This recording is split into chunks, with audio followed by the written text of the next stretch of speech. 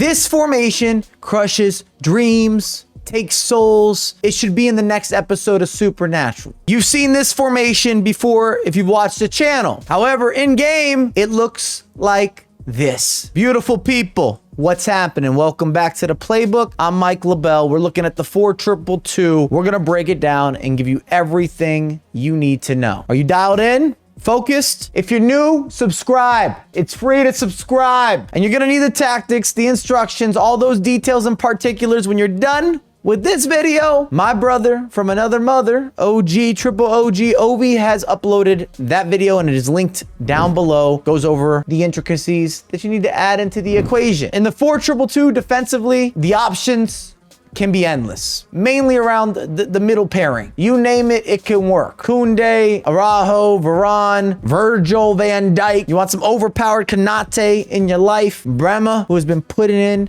work. You can just keep naming center backs and a partnership will be born, or born again, reborn. We're talking everything Halloween this month. It's been going on that type of vibe. Fullbacks, I can't stress or overstress this enough. I love Rolfo. I think that she plays perfectly for the game and where it stands between play style, statistical allocation, balance, and you're gonna need both your left back and your right back to be able to push the attack. They're going to be your first outlets. They give you the width. You're gonna play down the sideline, even more so in a 4-2-2. Center defensive midfielders, if you are struggling in this year's title defensively, go with classic holding mids. I've got Kimmich, I've got Gravenberch. What a partnership, what a pairing. But you can go like high key defensive, big body, track back, classic. We're talking bringing back those prime Ruud Gullit days. You did not want to see him. Or you can go gladiator and a bit more of an energizer, or even the likes of a maestro. I can name examples. You don't want to see a big body and Conte sharing this type of duality. It's going to be problematic. I would not recommend going with attacking mids in these holding roles. I think you get the most out of it with players that take space and they listen to the rules of the game. They follow the guidelines. As for the attackers, you're going to need some burner, at least with one of the two. I've gone with Sane, who's going to give you true speed. Not necessarily all the preciseness with some of the side to side, has some weak foot controversy. A lot of options depending what your budget looks like. Sane as an overpowered player that is very cheap. I was going to say free. He's not free, but very affordable. And then on the other end, Musiala, who gives you a little more of the storytelling, the deceptive nature with the 5-star skills, the cutting inside, the flashiness that can feed the strikers, and he can support, he can chase back. You see 91 dribbling, that is not a typo. And all of his play styles are with ball control. This man loves to control some balls. Up front, you've seen a lot of Kareem the Dream. That's going to stay consistent. When you have two strikers, you do have more versatility. Again, similar to the approach with the holding mids. You're welcome to go with a big body striker like Benzema, 6'1", got some strength, has some physicality. And then you can also take someone who's a little smaller that can work alongside him. I've seen this happen a lot with two strikers. It's not a bad game plan. You get high levels of agility and pace, and then you team that up with a little more of a classic number 9.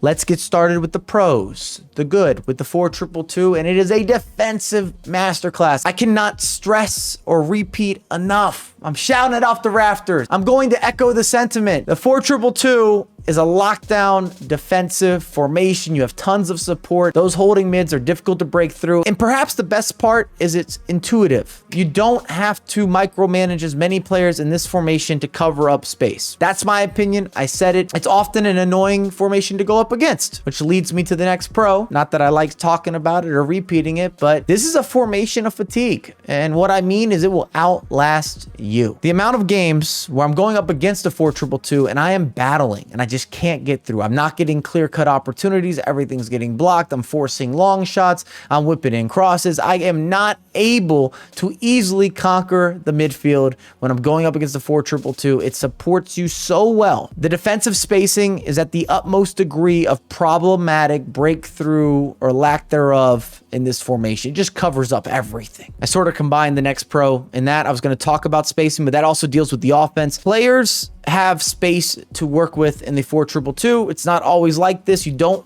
have to play, and you're probably not going to play a bunch of tiki-taka. But at the same time, if you like to dribble a little bit more, you need a moment to think about how you want to approach the game, there will be spacing both offensively and defensively in a way that forms a certain level of synergy and comfort in the 4-2-2. If you found yourself in a position where pressure is on, you can't move, there's no groove, you don't have free flow or fluidity, the 4-2-2 might be for you. There's a lot of rhyme schemes involved in me spitballing today, but you get so much additional time in this formation. You need another touch, an additional step this way. You want to slow down the game, just tempo control, switch the pitch, repurpose and recycle. Not many formations will give you that type of access from start to finish. And last of the pros is versatility in play style. If you want to be aggressive, pretty easy from a tactical standpoint to do just that, where this formation can turn into more of a 4-2-4 or a 4-4-2. And then you could play with balance. You could play very passively. Not a fan of that. I don't co-sign it. I don't enjoy going up against it, but I have witnessed plenty of passive 4-2-2s, and it's not easy to break down. And it's just because bodies are always kind of around you. It's hovering. They're pushing forward and they're tracking back, and they're doing that on repeat. And it's not the most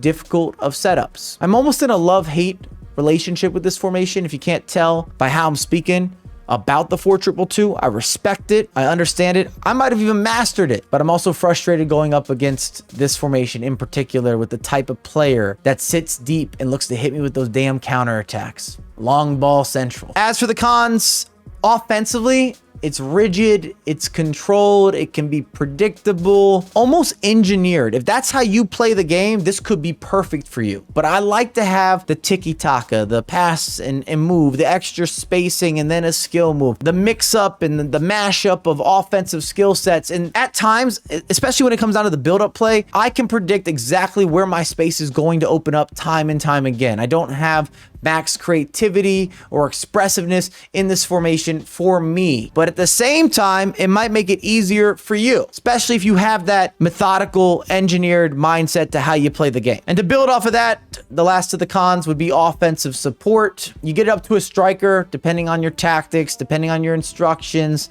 your speed of play. You might not have a lot going forward outside of the two strikers. If your cams are more track back cams, or you've gone with balanced center attacking mids, and then the same if you've gone with classic holding mids, their main job or priority is not to push forward. They're not giving you more bodies in the attack. They're not getting into the box. They're not there for crosses. And that can frequently leave you left on an island with striker 1 and striker 2, and then there's no one around them. There's no one nearby. And if the striker to striker currency exchange is not working, you're not progressing, your economy is not on the up and up, you're going to struggle. Offensively, you could struggle. If you have questions, by all means, use the comments down below.